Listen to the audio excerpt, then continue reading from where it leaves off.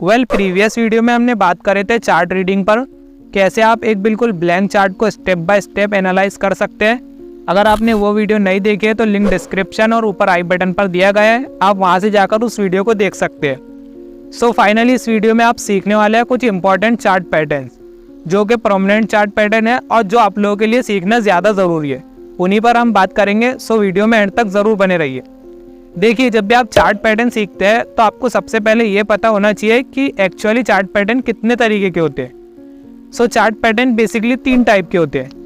Number 1 reversal chart pattern, जो कि आपको चार्ट पर बताते हैं कि अगर प्राइस अप ट्रेंड में है तो यहाँ से प्राइस रिवर्स कर सकता है, यहाँ से प्राइस गिर सकता है, और अगर प्राइस डाउन ट्रेंड में है तो यहाँ से प्राइस बढ़ सकता है।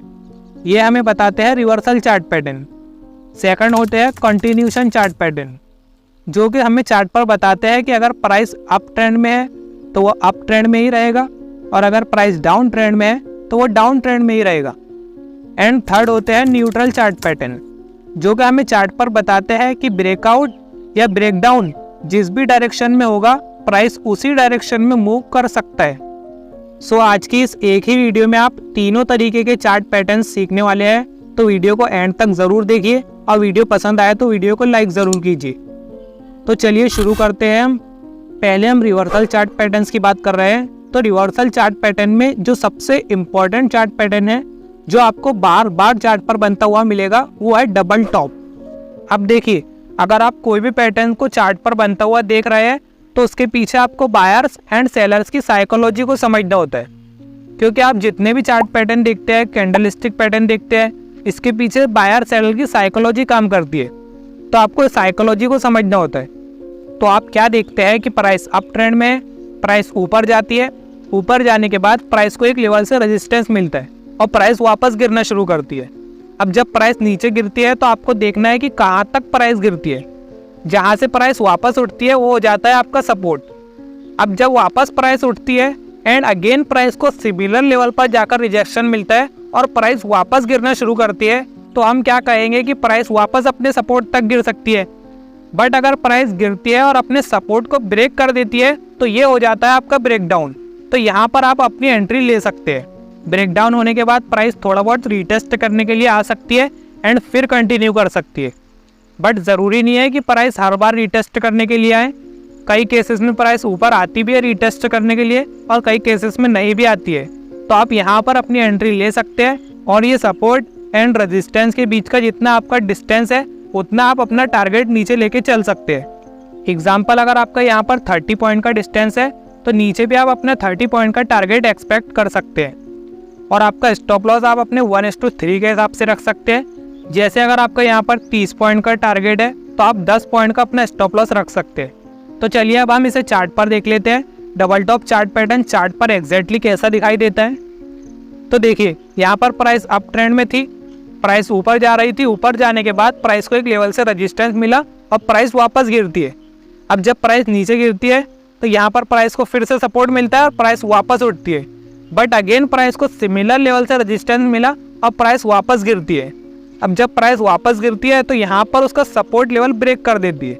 तो जैसे ही ये ब्रेकडाउन होता है आप यहाँ पर अपनी एंट्री ले सकते हैं। एंड आप देख सकते हैं ये टारगेट जो आपका था, सपोर्ट एंड रेजिस्टेंस के बीच का डिस्टेंस, आपको ईजिली उतना टारगेट नीचे मिल चुका है। और यहाँ पर मैं एक और चीज़ ऐड करना चाहूँगा कि जब भी ये ब्रेकडाउन हो तो आप यहाँ पर वॉल्यूम भी चेक कर सकते हैं, जिससे कि आप फेक ब्रेकआउट एंड ब्रेकडाउन से काफ़ी हद तक बच सकते हैं। अगर यहाँ पर कोई कैंडल ब्रेकडाउन करती है और उसमें वॉल्यूम्स अच्छे हैं, वॉल्यूम ज़्यादा है, तो आप एंट्री कर सकते हैं।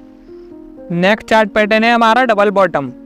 ये डबल टॉप का जस्ट अपोजिट है और ये भी एक रिवर्सल चार्ट पैटर्न ही है। बस फर्क इतना है कि double top chart pattern up trend में बनता है और बियरिश सिग्नल देता है, जबकि double bottom chart pattern down trend में बनता है और बुलिश सिग्नल देता है।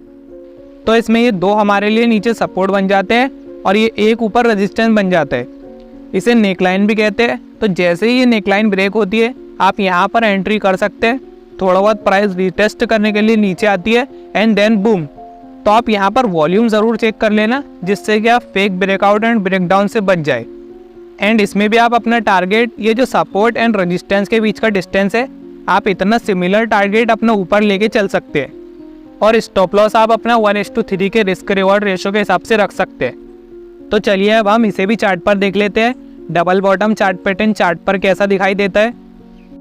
तो देखिए यहाँ पर डाउन ट्रेंड चल रहा था, प्राइस नीचे गिरती है, फिर प्राइस को एक लेवल से सपोर्ट मिलता है और प्राइस थोड़ा सा उठने की कोशिश करती है और वापस प्राइस को एक लेवल से रेजिस्टेंस मिलता है और प्राइस गिरना शुरू करती है।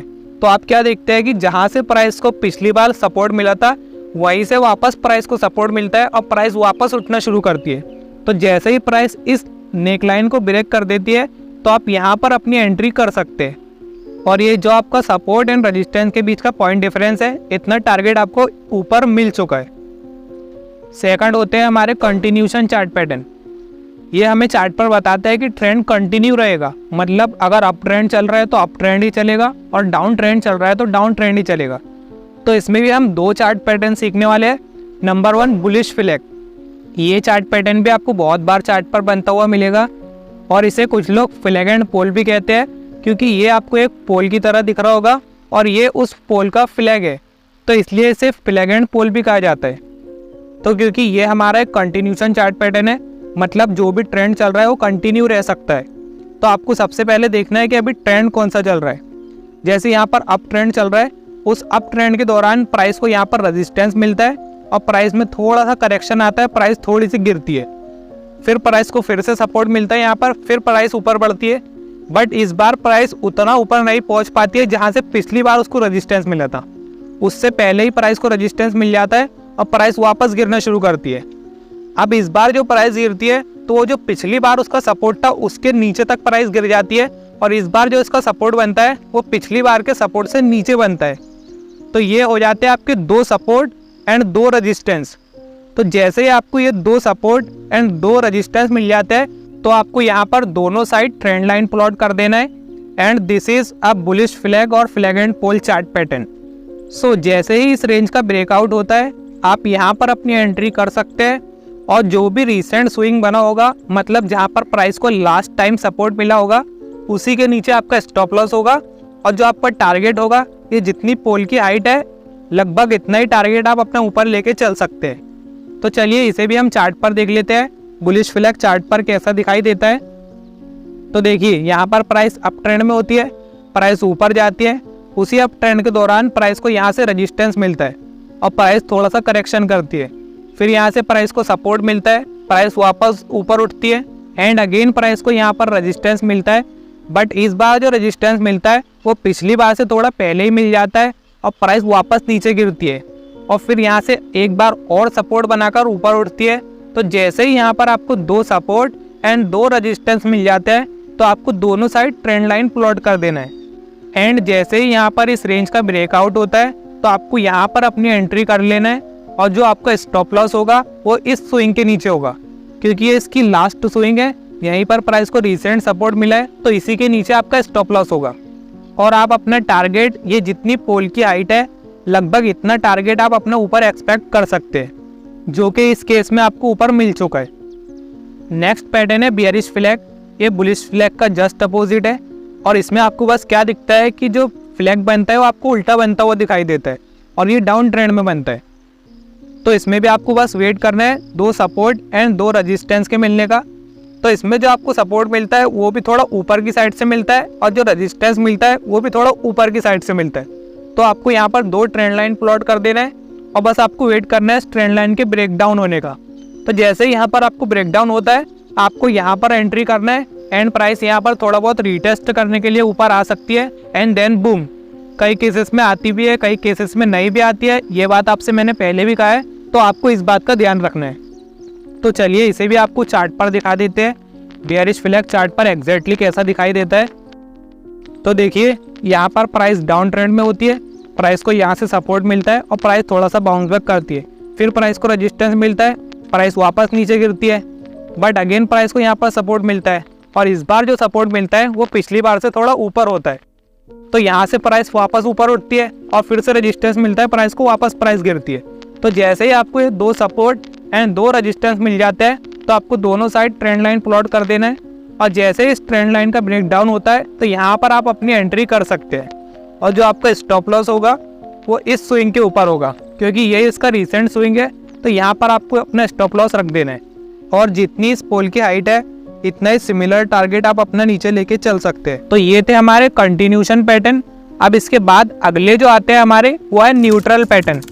तो न्यूट्रल पैटर्न बताने से पहले मैं आपसे कहूँगा कि आप ये जितने भी चार्ट पैटर्न सीख रहे हैं इन्हें चार्ट पर जाकर देखिए और प्रैक्टिस कीजिए किस टाइप का पैटर्न बनने के बाद प्राइस कैसा मूवमेंट करती है, क्योंकि जितनी ज़्यादा आप प्रैक्टिस करेंगे उतना ही ज़्यादा आप इन चार्ट पैटर्न को बेटर तरीके से समझ पाएंगे।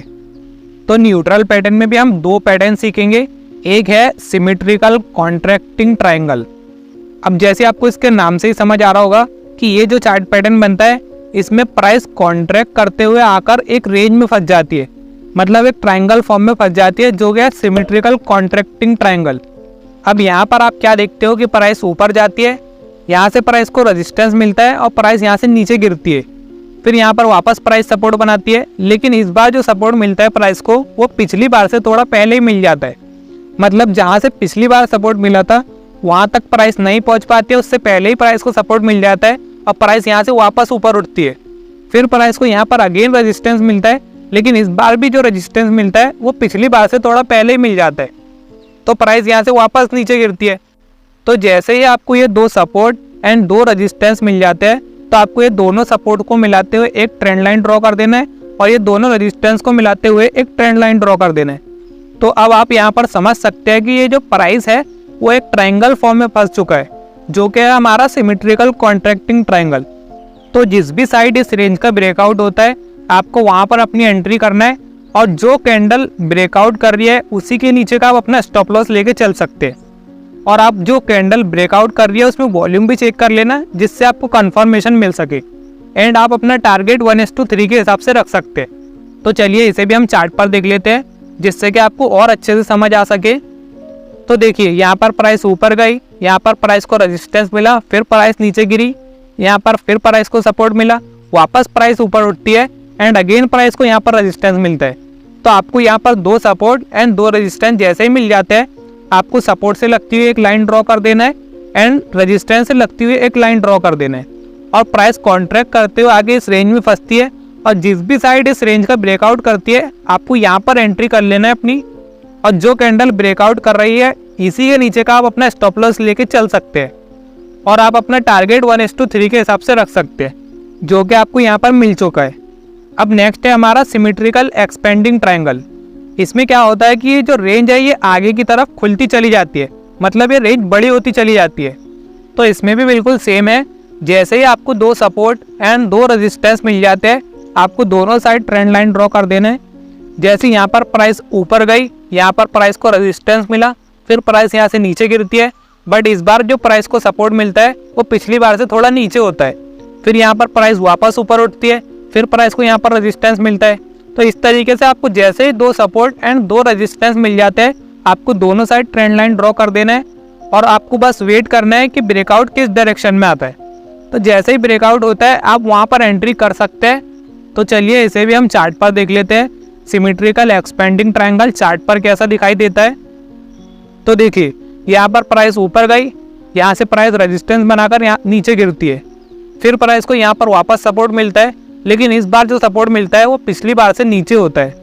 फिर वापस प्राइस ऊपर उठती है एंड अगेन प्राइस यहाँ पर रेजिस्टेंस बनाती है और ये जो रेजिस्टेंस होता है ये पिछली बार से थोड़ा ऊपर होता है।